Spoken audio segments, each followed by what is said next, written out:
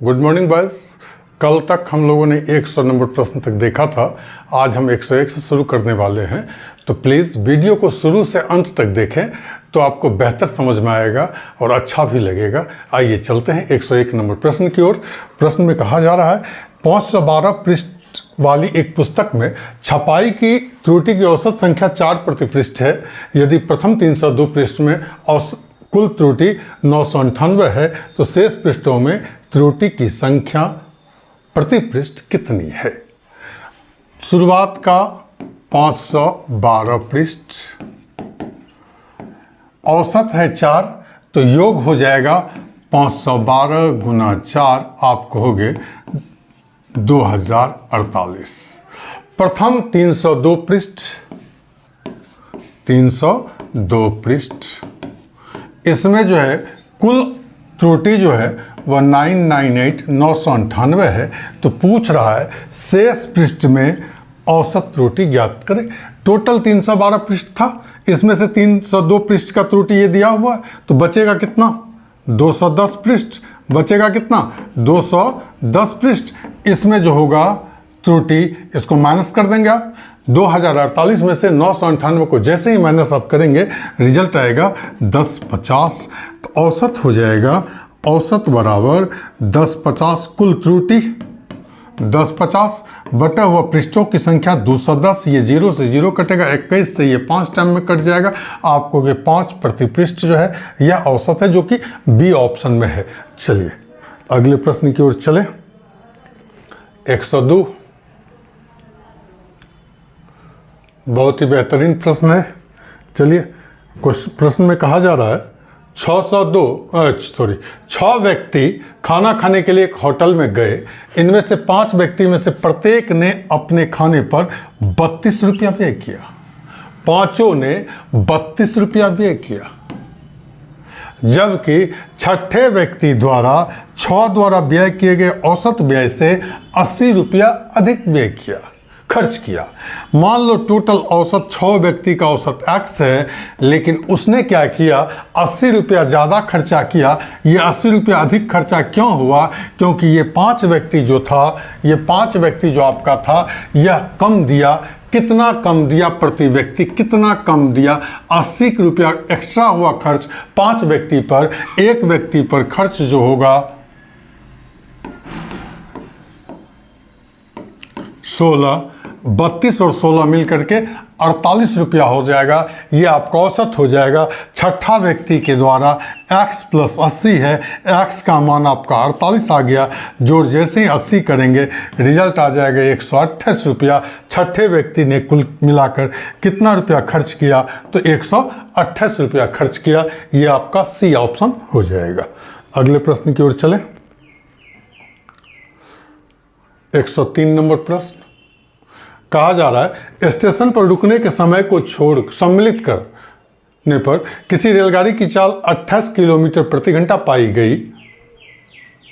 28 kilometre प्रति घंटा पाई गई, जबकि स्टेशन पर रुकने के समय को घटाकर छोड़कर उसकी चाल कितनी आ गई 42 किलोमीटर प्रति घंटा पाई गई। औसतन प्रति घंटा कितने समय के लिए वह रेलगाड़ी स्टेशन पर रुकती है?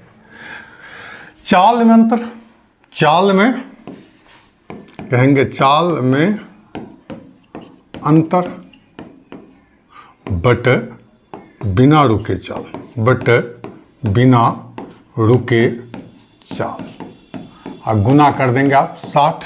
चाल में अंतर 42 और 28 में अंतर कितना का होगा? देखिए तो 14 का अंतर होगा। 14 बट 42 गुना 60 करेंगे। 14 तिया 42, 20 तिया 60। प्रति घंटा रुकने का समय जो होगा वो 20 मिनट होगा, जो कि डी ऑप्शन में है। ये आपका डी ऑप्शन हो जाएगा। चलिए अगले प्रश्न की ओर चले।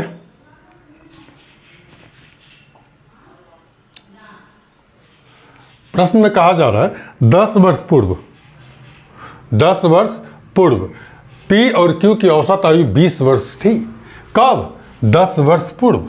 10 वर्ष पूर्व औसत कितना 20। अगर मैं वर्तमान में औसत पूछूं तो आप कहोगे जोड़ देते हैं 20 10 30। हम कह सकते हैं P प्लस Q दोनों का योग, औसत दिया हुआ है 30 गुना 2 कर देंगे आप, रिजल्ट आ जाएगा 60 वर्ष।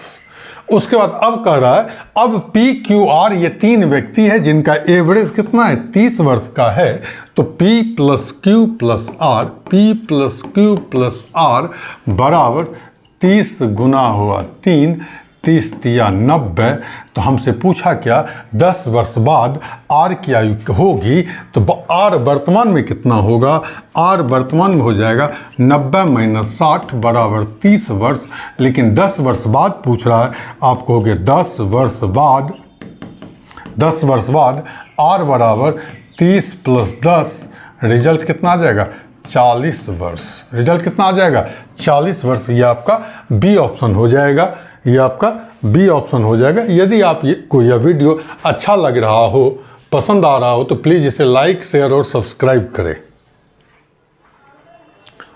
अगले प्रश्न की ओर चले। मध्याह्न में एक छात्रा ने 60 पृष्ठ प्रति घंटा की दर से 100 पृष्ठ पढ़ी।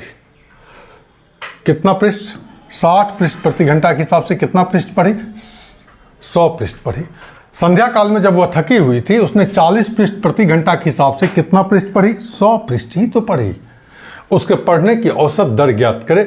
जितना पृष्ठ यहाँ पढ़ी है ठीक उतना ही पृष्ठ तो यहाँ पढ़ी है। इसका मतलब जितना दूरी उसने यहाँ तय किया है ठीक उतना ही दूरी तो यहाँ भी तय किया है।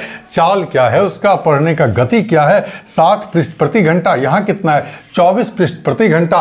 औसत दर पूछ रहा है आपसे, आप कहोगे 2 गुना हुआ 60 गुना 40, 2 गुना 60 गुना 40 बटे 60 जोड़ 40 हो जाएगा आपका 100। ये जीरो और ये जीरो, ये जीरो और ये जीरो कैंसिल हो जाएगा, आपका 6 चौका 24 दूनी 48 हो जाएगा। ये आपका सी आंसर आ जाएगा, आपका ये सी आंसर आ जाएगा। चलिए अगले प्रश्न की ओर चले।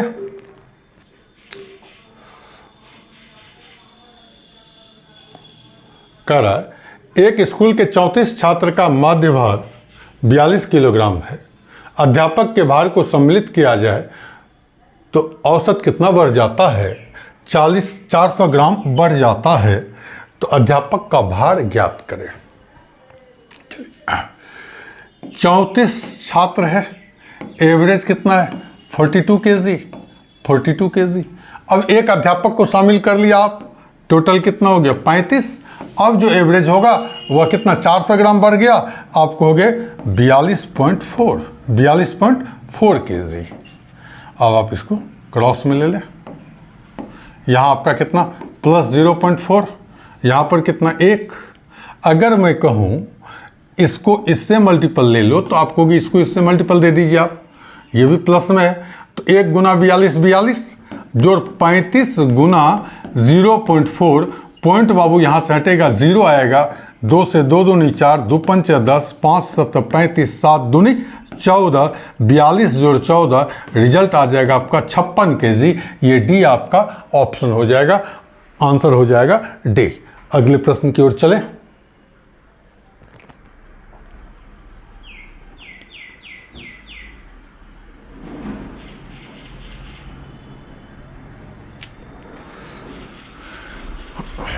चलिए एक क्रिकेटर का 10 पारी का औसत कितना है 60 है।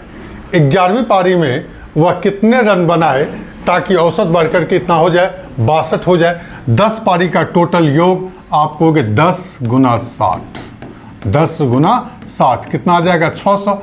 11 पारी में उसने 62 रन प्रति पारी की दर से बनाया, तो आप योग कितना हो जाएगा 62 गुना 11 माइनस 10 गुना 60। 62 को जैसे ही आप 11 से गुना करोगे 682 आएगा, इसमें से 600 को माइनस करोगे रिजल्ट आ जाएगा 82। ये 82 आपका आंसर हो जाएगा। या वैसे भी आप देखें 11 पारी पर पहले औसत कितना था 60, अब कितना हुआ 62, कितना से बढ़ा 2 से बढ़ा, 60 से 62 हुआ, प्रति पारी औसत कितना बढ़ा 2 बढ़ा। 11 पारी पे टोटल कितना बढ़ेगा 22 बढ़ेगा। इसका मतलब 60 रन जो एवरेज था उससे 22 रन ज़्यादा, कितना हो जाएगा 60 और 22 मिलके 82। ये बी आपका आंसर हो जाएगा। इसे आप बिना कॉपी कलम का भी बना सकते हैं। अगले प्रश्न की ओर चले।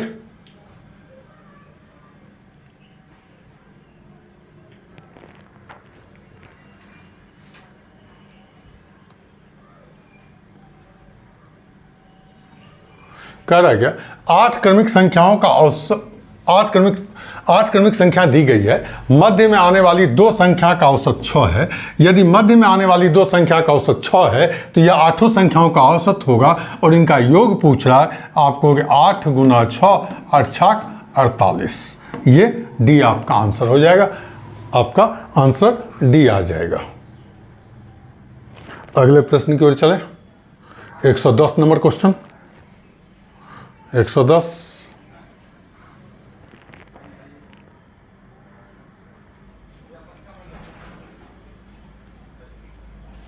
11 संख्या का औसत कितना है? 35 है। योग हो जाएगा आपका 11 गुना 35। यदि प्रथम 6 संख्याओं का औसत 32 हो, योग हो जाएगा 6 गुना 32। अंतिम 6 संख्या का औसत 37 है, योग हो जाएगा 6 गुना 37। इस 6 संख्या का योग और इस 6 संख्या के योग कर लें, जोड़ लें, उसमें से इसे घटा देंगे तो छठी संख्या प्राप्त हो जाएगी। आपको होगी 6 गुना 32 जोड़ 6 गुना 37 घटो 11 गुना हुआ 35। यहाँ पर देखेंगे आप 6 कॉमन जैसे आप ले लोगे तो 32 जोड़ 37 आ जाएगा, माइनस 11 गुना 35 आ जाएगा। 32 में 37 को जैसे ही आप जोड़ेंगे 6 गुना माइनस 11 गुना 35, 6 से इसे गुना करना है तो ये 70 मान लो, 70 को 6 से गुना कर दो, 70 को 6 से गुना करेंगे 7 6 42 420, 420 में से 6 को घटा दो 414 आ जाएगा, माइनस 11 गुना 35 करना है, एक बार 5 लिख दो, 5 3 8 लिख दो, 3 का 3 लिख दो, 385। 414 में से 385 जैसे ही घटेगा, यहाँ 15 कम, ये 14 ज़्यादा, 15 और 14 मिलके 29, ये बी आपका आंसर हो जाएगा। चलिए अगले प्रश्न की ओर।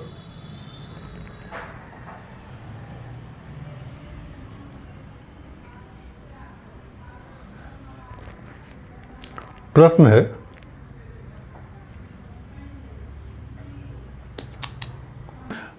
111 नंबर प्रश्न है, 20 ओवर के एक मैच में उसे जीतने के लिए जरूरी रन दर क्या था? 7.2।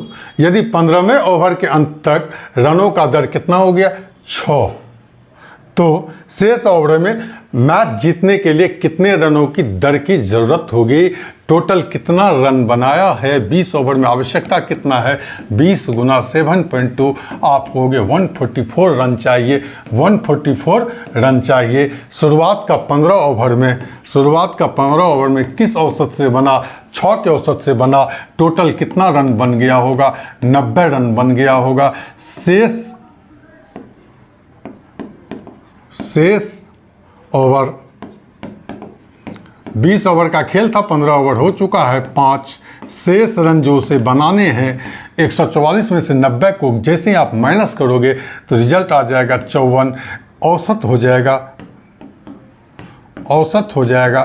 54/5। 54/5 हर में 5 दिख रहा है, इसे 2/2 से आप गुना कर दोगे, रिजल्ट आ जाएगा 108/10 अर्थात 10.8। ये सी आपका आंसर हो जाएगा। अगले प्रश्न की ओर चले।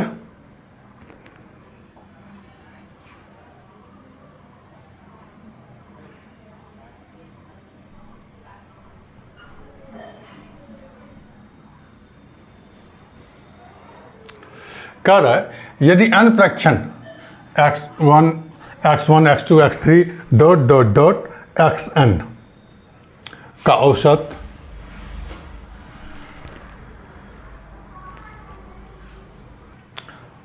औसत इतना हो तो x1/a प्रति संख्या में a से भाग दे रहे हैं, सब संख्या में a से भाग दे रहे हैं, औसत में भी आप a से डिवाइड कर देंगे, ये a आंसर हो जाएगा। यदि किसी भी संख्या का, कुछ संख्याओं का औसत यदि x दिया हुआ है, प्रत्येक संख्या में यदि a जोड़ेंगे आप, प्रत्येक संख्या में a जोड़ेंगे तो नया एवरेज जो होगा x + a हो जाएगा। प्रत्येक संख्या में से यदि आप a माइनस करेंगे, a को क्या करेंगे? माइनस करेंगे, तो नया एवरेज जो होगा वह x - a हो जाएगा। प्रत्येक संख्या में से x को गुना करेंगे, प्रत्येक संख्या में यदि आप x को गुना करेंगे तो नया एवरेज x गुना a हो जाएगा। अब प्रत्येक संख्या में यदि आप a से भागा देंगे तो नया एवरेज x बटे a हो जाएगा। यहाँ पर एवरेज दिया हुआ था और प्रत्येक संख्या में देखिए आप a से डिवाइड कर रहा है तो एवरेज क्या हो जाएगा, ये a नंबर ऑप्शन हो जाएगा। चलिए अगले प्रश्न की ओर।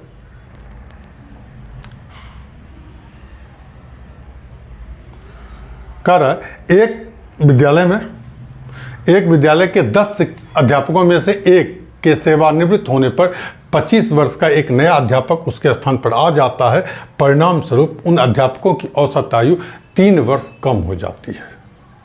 तदनुसार सेवानिवृत्त हुए अध्यापक की आयु ज्ञात करें। चलिए टोटल ये 10 अध्यापक, कितना 10 अध्यापक, इसमें से एक अध्यापक निकल गए, सेवानिवृत्त हो गए, उनके स्थान पर एक नया अध्यापक आ गए। इसकी आयु कितनी है, 25 वर्ष है, जिससे सभी का औसत क्या हो गया, 3 वर्ष कम हो गया। 3 वर्ष क्या हो गया, घट गया। 10 अध्यापक का न 3 वर्ष घट गया होगा तो 10 गुना 3, 10 तिया 30 वर्ष, अर्थात जाने वाले से आने वाला 30 वर्ष कम का आया होगा। आने वाला 25 वर्ष का है तो जाने वाला 25 जोड़ 30 55 वर्ष का था। जाने वाला 55 वर्ष का था। ये ए आपका ऑप्शन हो जाएगा, सॉरी डी आपका ऑप्शन हो जाएगा, 55 वर्ष। आगे बढ़े।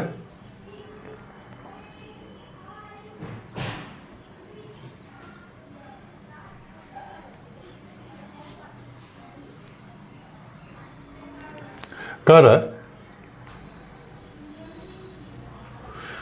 20 संख्या का औसत 15, उनमें से प्रथम 5 का 12 है, तदनुसार शेष संख्या का औसत ज्ञात करें। 20 संख्या का योग 20 गुना 15 कर देंगे आप। 20 गुना 15 कितना हो जाएगा, 300 हो जाएगा। इसमें से प्रथम 5 का कितना दिया वो 12, तो 12 पंचे 60, 300 में से आप 60 को माइनस कर देंगे, बच जाएगा कितना, 240। 20 संख्या में से 5 संख्या निकल गया, 15 संख्या बच गया होगा। एवरेज जो होगा, औसत जो होगा वह हो जाएगा 240 बटे 15। ये 16 टाइम में कट जाता है बाबू। ए आपका आंसर आ जाएगा, ए आपका आंसर आ जाएगा। चलिए अगले प्रश्न की ओर चले।